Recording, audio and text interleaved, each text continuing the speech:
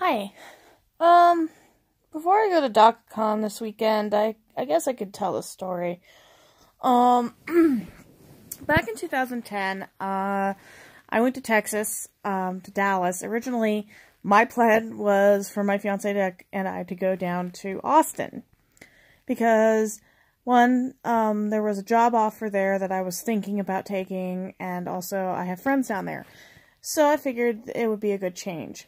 Well, that didn't quite go through as planned, and we ended up in Dallas, and running into one of my fiance's friends, Lynn. Well, let's just say Lynn and I didn't get along right off the bat, but there was a few things that she did teach me that actually saved my life in the long run. Usually she said that if there's anything wrong, say something. Don't be silent about it. Don't be stupid. Don't sit there and let somebody railroad you at every turn. And that was the one lesson I never really learned in my life until later in 2015. And this is when somebody did try to railroad me. I was sitting there one day and I had just listened to two of my coworkers who read the texts that this girl sent me after my fiance went to the hospital. And my friend Samantha said, drop her. My friend Lori said, drop her. Mentally, Linda popped. As in, my former roommate / friend, Lynn, made a comeback. I had already learned Lynn was back in town, but truthfully, I sat there and I thought mentally to myself, what would Lynn do if she had to deal with this bitch? Deal with a person who was such a fucking bitch. I'm sorry about the language, but that literally was happened.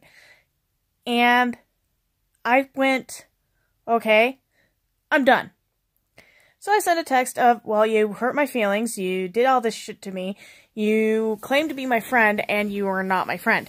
This girl, D, told me to grow up, which was funny as hell, considering the girl is an idiot.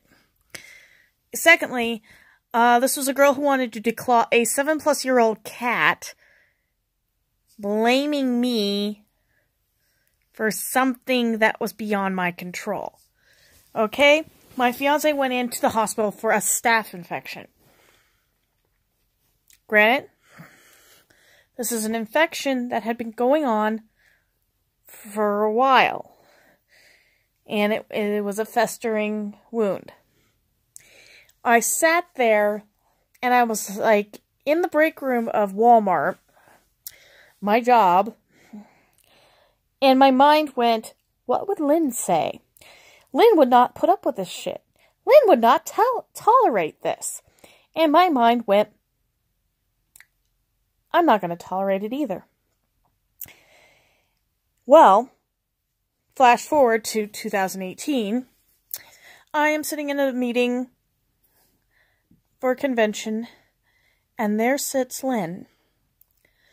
I walk up, and I said, I want to thank you. And she's like, thank me for what? Giving me a goddamn backbone. And I said, 1, we were in a situation that was beyond our control. 2, we acted in a way that was not suited to us as people. We are human beings. Secondly, I want to apologize for being an impossible person. And thank you. And I want to give you a hug because of it. I forgave you a long-ass time ago for all the shit that we went through. I forgave you, and I want you to forgive me, because we both did this to each other. And honestly, it felt so good to actually tell her.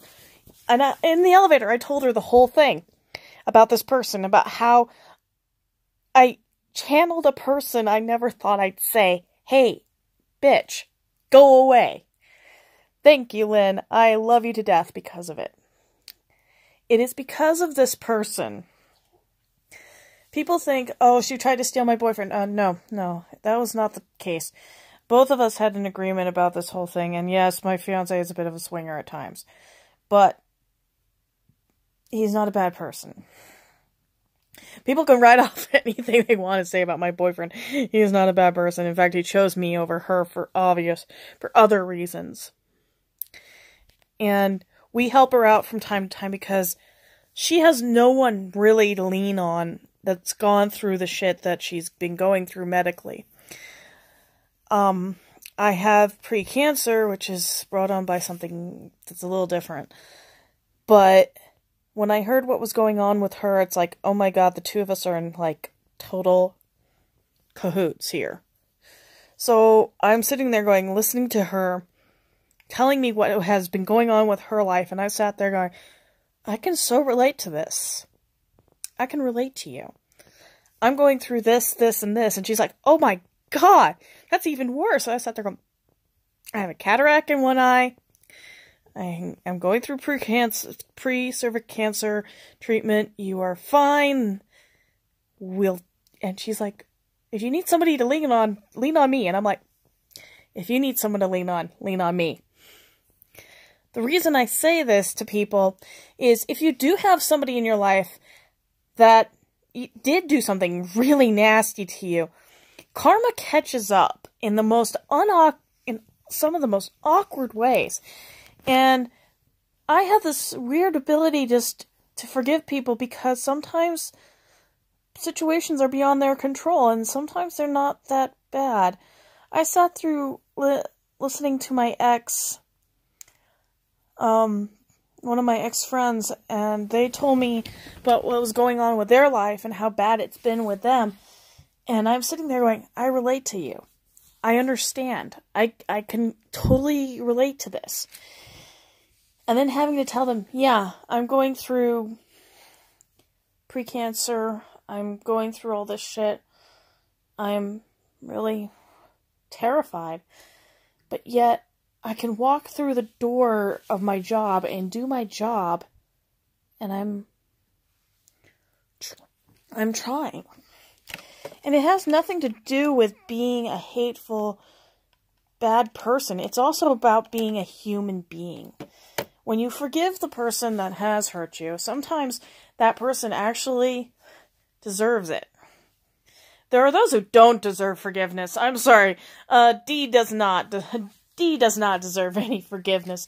She hasn't changed a bit since 2015. And the thing is with Dee, and this is why I kind of told Lynn this, if she ever meets this girl, to run the other direction.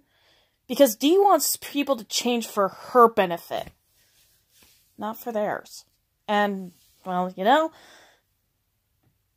Lynn changed. And for the best. She's a human being and she deserves a chance. And I think that's probably why I forgave her, is because when I was sitting there listening to her talk, and we were just having a simple conversation in an apartment, she sounded like a really nice human being. She didn't sound like a manipulator. She didn't sound like a bad person. She sounded like, I really want to get this convention up. I really want to work. Give me a shot. Please give me a shot. I am not a bad person. I just made bad mistakes. I don't want to hurt anybody. Just give me a shot. And I'm looking at her going, I'll give you a shot. I'll give you the best shot out there. I'll forgive you and we can start all over again. Clean slate. Do it all again. This time, help me with my doll, please. I am totally at a loss. Because Lynn knows stuff I don't about dolls. And I figured, I'm going to introduce her to my doll friends. And they're going to help her rebuild what she's lost. Because friendship is one of the most important things out there in this world right now. And when you lose your friends over whatever means, sometimes saying I'm sorry saves you a lot more than being angry about it. I could be angry at my former roommate Anthony all I want, but it's not going to change anything. I'm not going to get the $1,200 he owes me, no way. But when I look at him every time I go to a con, it's like, I know he understands. that I do forgive him. He's not at fault. So, being forgiving is probably a weakness of mine, but forgiving somebody for a right reason is the best thing in the world. So, to Lynn, I say thank you because you taught me to get a backbone and say something when somebody does something I don't like. Because sometimes if you say something, it saves you in the long run. So, I want to say goodnight to everybody. I am getting ready for con. I'm exhausted. I just finished packing. Yeah, it's Tuesday and the con isn't until Friday. I'm done packing. Alright? I'll talk later.